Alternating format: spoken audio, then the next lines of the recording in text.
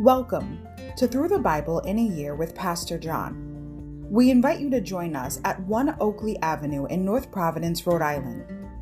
This podcast is presented to you by The Way Ministries, supported by listeners like you. For donations, live videos, podcasts, and more, please visit www.thewayministriesri.org. Thank you and have a great day.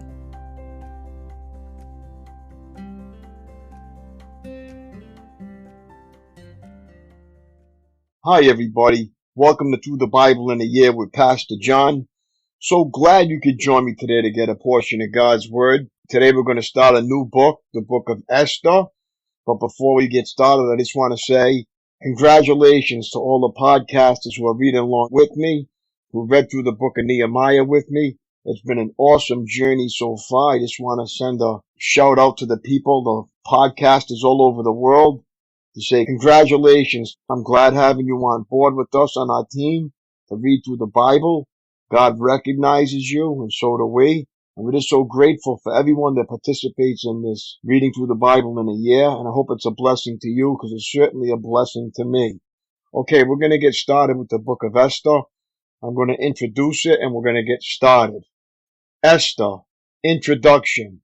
While Zerubbabel, Ezra, and Nehemiah led some 50,000 people to their homeland, many more were reluctant to leave their adopted home in Persia. Esther's story takes place against this Persian background. Chosen to replace the banished queen, Esther soon finds herself and her countrymen threatened by a bizarre plot. Her faithful and courageous action saves God's people from destruction and provides the occasion for an annual celebration still observed by Jews today, the Festival of Purim. Vital statistics. Author, possibly Mordecai, though some have suggested Ezra or Nehemiah. Date written around 470 BC.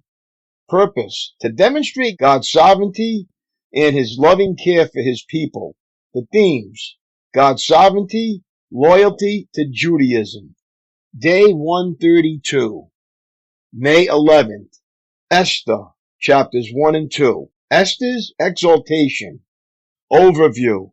The book of Esther is the story of a beautiful Jewish girl who rises from obscurity to prominence when she becomes the new queen of Persia. Although God's name is not mentioned anywhere in the account, his hand is visible everywhere as he places Esther in the Persian palace and her cousin Mordecai's name in the royal history books for just such a time as this. Chapter 4, verse 14. Chapter 1. Xerxes' dinner. Vashti's divorce. Banishment. Verses 1 to 9 and verses 10 to 22. Chapter 2. Esther's coronation. Verses 1 to 18. And Mordecai's loyalty. Verses 19 to 23. Bravery. Insight. The palace fortress of Susa. Esther 1-2. Susa had been the capital of ancient Elam. Chapter 1 verse 2. Persian King Darius built an impressive 10-acre citadel at this location. Susa served as the capital for Xerxes and other Persian rulers only during the winter months, because the summer temperatures were unbearable, regularly climbing well over 100 degrees Fahrenheit. Insight. A fatal plot at a fateful moment. Esther 2:21 to 23. At a significant moment, Mordecai became aware of a plot devised by two eunuchs of the royal bodyguard to put King Xerxes to death. Chapter 2, verse 21 to 23.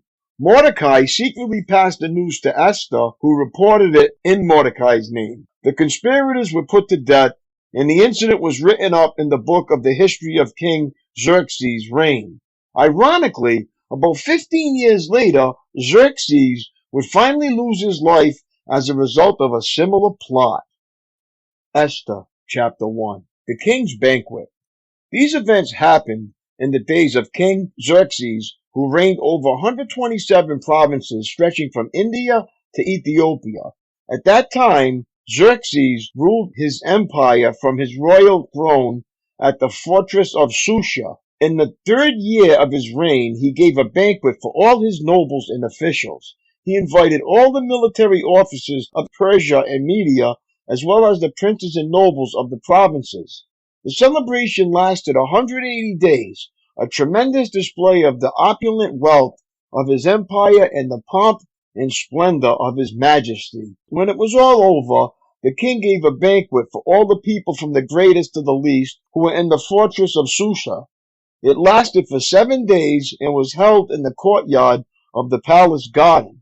The courtyard was beautifully decorated with white cotton curtains and blue hangings, which were fastened with white linen cords and purple ribbons, the silver rings embedded in marble pillars. Gold and silver couches stood on a mosaic pavement of porphyry, marble, mother of pearl, and other costly stones. Drinks were served in gold goblets of many designs, and there was an abundance of royal wine, reflecting the king's generosity. By edict of the king, no limits were placed on the drinking, for the king had instructed all his palace officials to serve each man as much as he wanted. At the same time, Queen Vashti gave a banquet for the women in the royal palace of King Xerxes. Queen Vashti deposed. On the 7th day of the feast, when King Xerxes was in high spirits because of the wine, he told the 7 eunuchs who attended him, Mehuman, Biztha, Harbona, Bigtha, Abagtha, Zethah, and Carcass, to bring Queen Vashti to him with the royal crown on her head. He wanted the nobles and all the other men to gaze on her beauty, for she was a very beautiful woman. But when they conveyed the king's order to Queen Vashti, she refused to come. This made the king furious, and he burned with anger. He immediately consulted with his wise advisers, who knew all the Persian laws and custom, for he always asked their advice. The names of these men were Kashina, Shita, Admata, Tashish, Mez, Masina, and Memucan, 7 nobles of Persia and Media. They met with the king regularly and held the highest positions in the empire. What must be done to Queen Vashti? The king demanded. What penalty does the law provide for a queen who refuses to obey the king's orders, properly sent through his eunuchs? Memucan answered the king and his nobles, Queen Vashti has wronged not only the king, but also every noble and citizen throughout your empire. Women everywhere will begin to despise their husbands when they learn that Queen Vashti has refused to appear before the king. Before this day is out, the wives of all the king's nobles throughout Persia and Media will hear what the queen did and will start treating their husbands the same way. There will be no end to their contempt and anger. So if it please the king, we suggest that you issue a written decree, a law of the Persians and Medes that cannot be revoked. It should order that Queen Vashti be forever banished from the presence of King Xerxes, and that the king should choose another queen more worthy than she. When this decree is published throughout the king's vast empire, husbands everywhere, whatever their rank, will receive proper respect from their wives. The king and his nobles thought this made good sense, so he followed Memucan's counsel. He sent letters to all parts of the empire, to each province in its own script and language, proclaiming that every man should be the ruler of his own home and should say whatever he pleases. Esther chapter 2. Esther becomes queen. But after Xerxes' anger had subsided, he began thinking about Vashti and what she had done in the decree he had made. So his personal attendant suggested, let us search the empire to find beautiful young virgins for the king. Let the king appoint agents in each province to bring these beautiful young women into the royal harem at the fortress of Susa. Haggai, the king's eunuch in charge of the harem, will see that they are all given beauty treatments. After that, the young woman who most pleases the king will be made queen instead of Vashti. This advice was very appealing to the king, so he put the plan into effect. At that time, there was a Jewish man in the fortress of Susa whose name was Mordecai, son of Jair. He was from the tribe of Benjamin and was a descendant of Kish and Shimei. His family had been among those who, with King Jehoiakim of Judah, had been exiled from Jerusalem to Babylon by King Nebuchadnezzar. This man had a very beautiful and lovely young cousin, Hadassah, who was also called Esther. When her father and mother died, Mordecai adopted her into his family and raised her as his own daughter.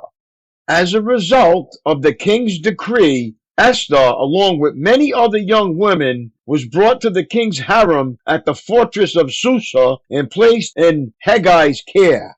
Heggai was very impressed with Esther and treated her kindly. He quickly ordered a special menu for her and provided her with beauty treatments. He also assigned her 7 maids, specially chosen from the king's palace, and he moved her and her maids into the best place in the harem. Esther had not told anyone of her nationality and family background because Mordecai had directed her not to do so.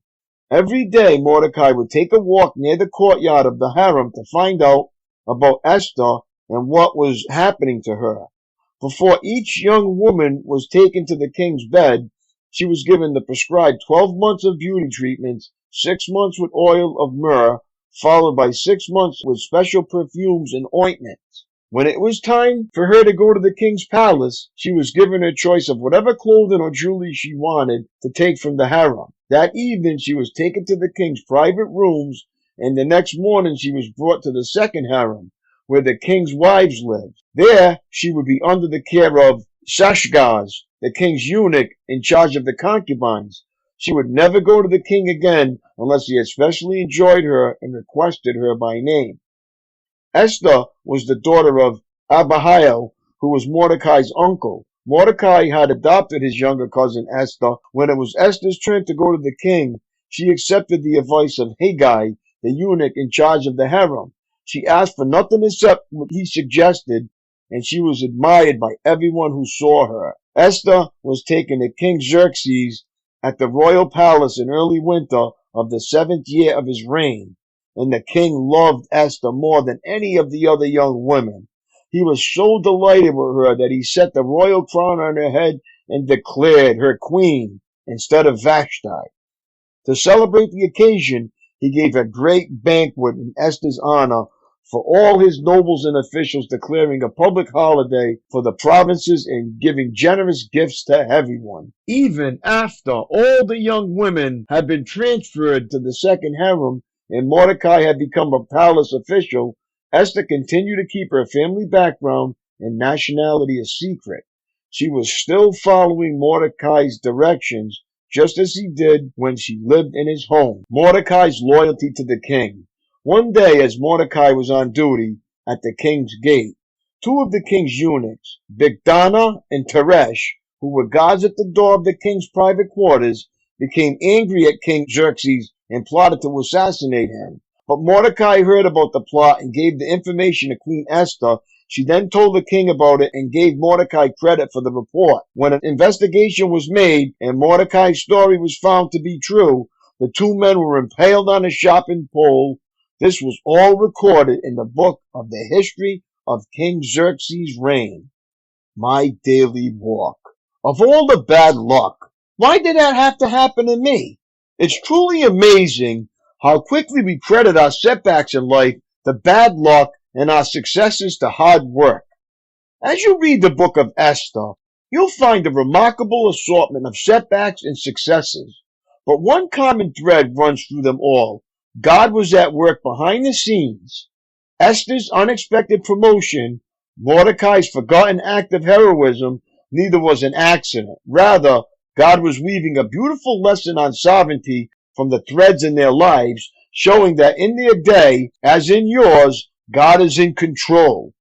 It's a truth found not only in the book of Esther, read about it as well in Exodus 4:11, Psalm 115:3, Daniel 4:17, 25, and 32, and Romans 8:28.